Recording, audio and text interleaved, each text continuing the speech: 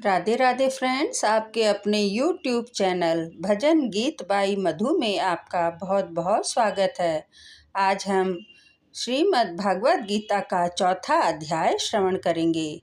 इस अध्याय में श्री कृष्ण जी कहते हैं, इस कर्म योग अविनाशी को था। रवि से मैंने प्रथम कहा, रवि ने मनु से, मनु ने इसको इक्ष्वाकु नृपति से स्वयं कहा।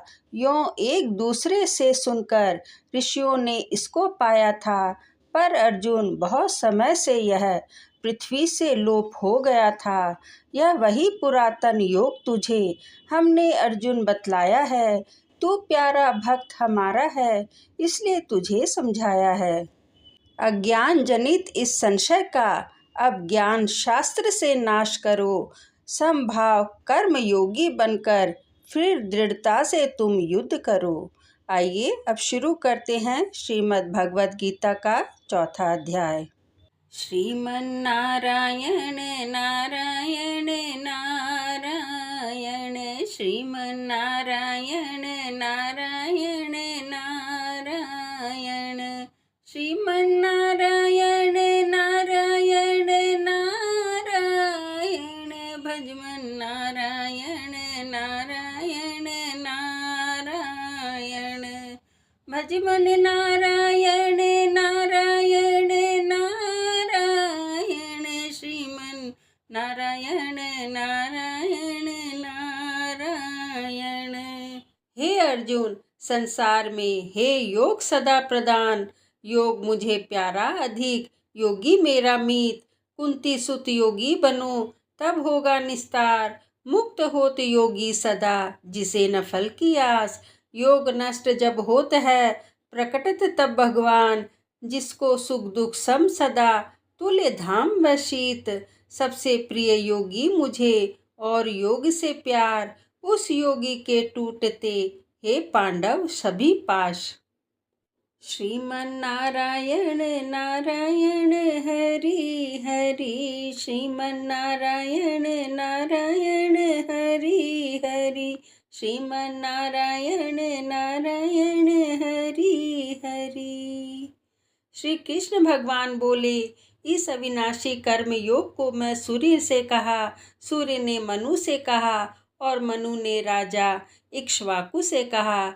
हे अर्जुन, इस तरह परंपरा से प्राप्त यह योग सब राज ऋषियों ने जाना, परंतु अधिक समय व्यतीत होने से यह लुप्त हो गया। वही प्राचीन योग आज मैंने बताया है, क्योंकि तुम मेरे भक्त और मित्र हो। यह रहस्य अति उत्तम है। अर्जुन बोला, आपका जन्म तो अभी हुआ है, और सूर्य का जन्म बहुत दिन पहले हुआ था। मैं किस प्रकार मानूं कि सूर्य को यह योग आपने बताया था। श्री कृष्ण भगवान बोले, हे अर्जुन, मेरे व तुम्हारे अनेक जन्म हो चुके हैं। मुझे वह याद है और तुम भूल गए हो। मैं अजन्मा अविनाशी संपूर्ण प्राणियों का स्वामी और अपनी प्रकृति से स्थित हूँ तथा अपनी माया से जन्मता हूँ। हे भारत, जब जब धर्म की हानि होती है और अधर्म का प्राबल्य होता है, तब तक ही मैं जन्म लेता हूँ। साधुओं की रक्षा, पापियों का विनाश और धर्म की स्थापना करने के लिए प्रत्येक युग में जन्मता हूँ। जो मेरे इस अलौकिक जन्म और कर्म का तत्व जानता है, वह मृत्यु होने पर फिर जन्म नहीं लेता और मुझ में लीन हो जाता है।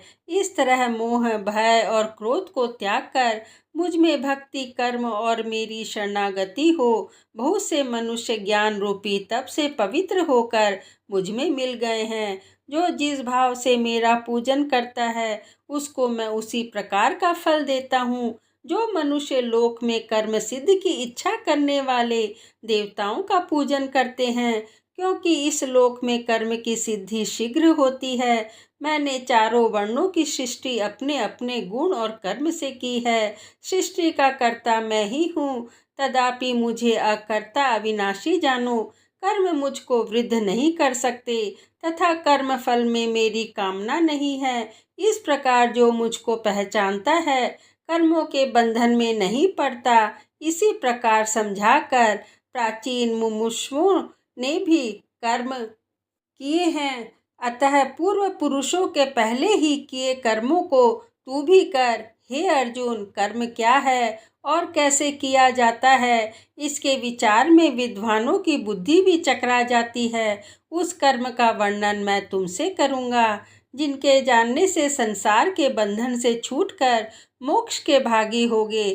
कर्म, विकर्म और अकर्म तीनों का जानना आवश्यक है, क्योंकि कर्म की गति अति गंभीर है। जो कर्म में अकर्म देखता है वही पुरुष बुद्धिमान है, वही योगी और समस्त कार्यों का करने वाला है।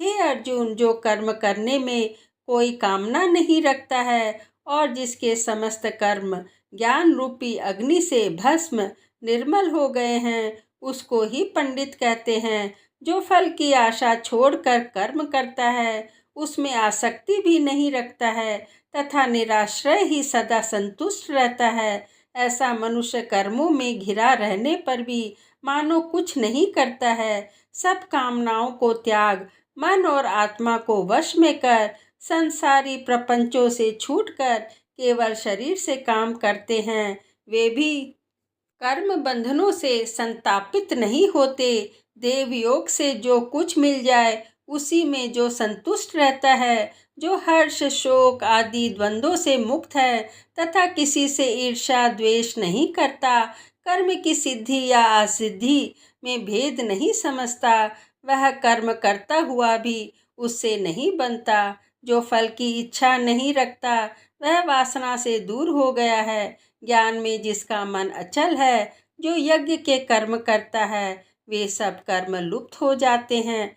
हवन करने का पदार्थ भी ब्रह्म है, आहुति देने वाला भी ब्रह्म है। इस प्रकार जिसकी वृद्धि में सब कर्म ज्ञानमय है, उसी को ब्रह्म प्राप्त है। कोई कोई कर्म योगी देवताओं की पूजा करते हैं और कोई कोई ज्ञान रूपी ब्रह्म रूप अग्नि में यज्ञ रूप से हवन कर परमात्मा का भजन करते हैं।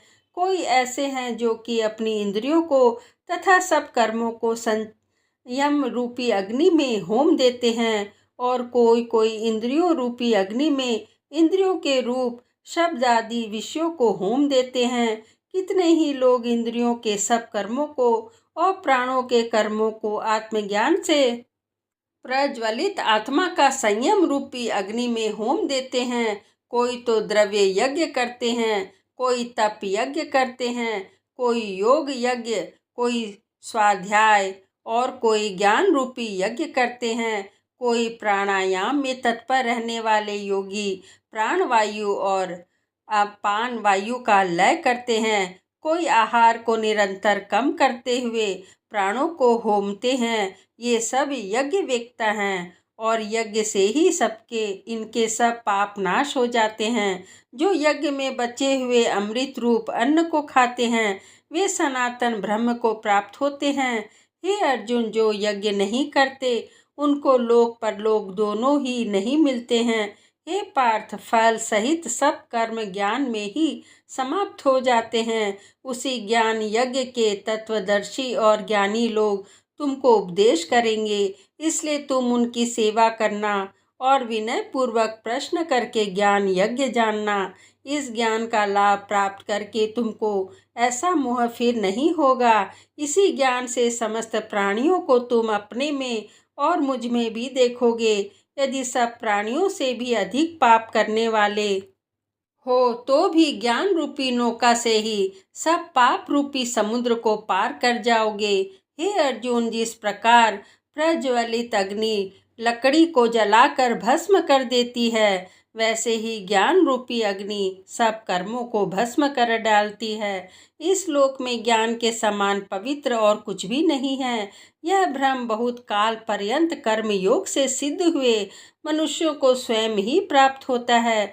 जो श्रद्धावान मनुष्य इंद्रियों को जीतकर ब्रह्म ज्ञान में लगा रहता है, वह ज्ञान को पाकर अल्प समय में शांति को पा जाता है। अज्ञानी, श्रद्धा रहित और जिनके मन में संदेह है, ऐसे जो पुरुष हैं वह नरक को जाते हैं। जिनके मन में सदा संदेह रहता है, उनको यह लोक परलोक और सुख कुछ भी प्राप्त नहीं होता। जिसने परमेश्वराधनम और निष्काम कर्म योग के आश्रय से कर्म बंधन त्याग दिए हैं और ज्ञान से जिनके सब संदेह दूर हो गए हैं। हे अर्जुन, उस आत्मज्ञानी पुरुष को कर्म बंधन नहीं। हे अर्जुन, अज्ञान से उत्पन्न हुए चित्त के इस संशय को ज्ञान रूपी तलवार से काटकर तुम मेरे बताए हुए कर्म योग को करने के लिए प्रस्तुत हो जाओ। ओम नमो भगवते वासुदेवाय नमः। ओम नमो भगवते वासुदेवाय नमः। ओम नमो भगवते वासुदेवाय नमः। चौथे अध्याय का महात्म्य। लक्ष्मी जी ने पूछा, हे श्री नारायण जी, श्री गीता जी के पाठ करने वाले को छूकर भी कोई जीव मुक्त हुआ है? तब श्री नारायण जी ने कहा, हे लक्ष्मी जी, तुमको मुक्ति की एक पुरातन कथा सुनाता हूँ। भागीरथी गंगा जी के तट पर एक काशीपुरी नाम का नगर है। वहाँ एक वैष्णव रहता था। वह नित्य गंगा स्नान कर श्री गीता जी के चौथे अध्याय का पाठ करता था। एक दिन वह साधु बन गया। वहाँ बेरिया के 2 वृक्ष थे, उनकी बड़ी छाया थी। वह साधु वहाँ बैठ गया और बैठते ही उसको निंद्रा आ गई। एक बेरिया से उसके पांव लगे और दूसरी के सिर लग गया। वह दोनों बेरियां आपस में कोप कर पृथ्वी पर गिर पड़ी। उनके पत्ते सूख गए। परमेश्वर की इच्छा से वह दोनों बेरियां ब्राह्मण के घर 2 कन्याएं हुई। फिर ब्राह्मण के घर जन्म लेकर उन दोनों कन्याओं ने तपस्या करना आरंभ कर दिया। जब वह दोनों बड़ी हुई तब उनके माता पिता ने कहा, हे पुत्रियों, अब तुम्हारा विवाह करते हैं। तब उन दोनों ने माता पिता से कहा, हम विवाह नहीं करेंगी। उनको अपने पिछले जन्म की खबर थी। उन्होंने कहा, हमारी एक यही अभिलाषा है कि वह साधु हमें पुनः दर्शन दे तो बड़ा अच्छा है। उनके मन में यही था कि वह साधु जिसके स्पर्श करने से हमें अधम देह से छूटकर यह देह मिली है, वह मिले तो बड़ा अच्छा हो। यह विचार कर उन दोनों लड़कियों ने माता पिता से तीर्थ करने की आज्ञा मांगी। तब माता पिता ने उन्हें तीर्थ यात्रा की आज्ञा दी। तीर्थ यात्रा करती करती बनारस में पहुंची तो वहां जाकर देखा कि वह तपस्वी बैठे हैं, जिनकी कृपा से हम बेरी की देह से छूटी हैं। तब उन दोनों कन्याओं ने चरण वंदना की। साधु ने कहा, तुम कौन हो? कन्याओं ने कहा कि हम पिछले जन्म में बेरियों की योनि में थी। एक दिन तुम वन में आए तो तुमको बहुत धूप लगी थी, तब बेरियों की छाया के तले आ बैठे। लंबा सन होने से एक बेरी से आपके चरण लगे और दूसरी बेरी से सिर लगा, तो उसी समय हम बेरी की योनि से मुक्त हो गई। अब हमने ब्राह्मण के घर में जन्म लिया है और बहुत सुखी हैं। आपकी कृपा से ही हम मोक्ष को प्राप्त हुई। तब तपस्वी ने कहा, मुझे उस बात का पता नहीं था। अब तुम आज्ञा करो, तुम्हारी क्या सेवा करूं, क्योंकि तुम ब्रह्मरूप उत्तम जन्म श्री नारायण जी का मुख हो। तब उन कन्याओं ने कहा, आप हमको श्री गीता जी के चौथे अध्याय का फल प्रदान करो, जिससे हम देव देही पाकर सुखी होवें। तब उस तपस्वी ने उन्हें गीता जी के चौथे अध्याय का पाठ का फल दिया। फल के देते ही आकाश से विमान आए। तब उन दोनों ने देव देही पाकर वैकुंठ को गमन किया। श्री नारायण जी बोले, हे लक्ष्मी जी, यह चौथे अध्याय का महात्म्य है। प्रेम से बोलो भगवत गीता की जय। इस तरह भगवत गीता का चौथा अध्याय संपूर्ण हुआ। जय श्री कृष्णा।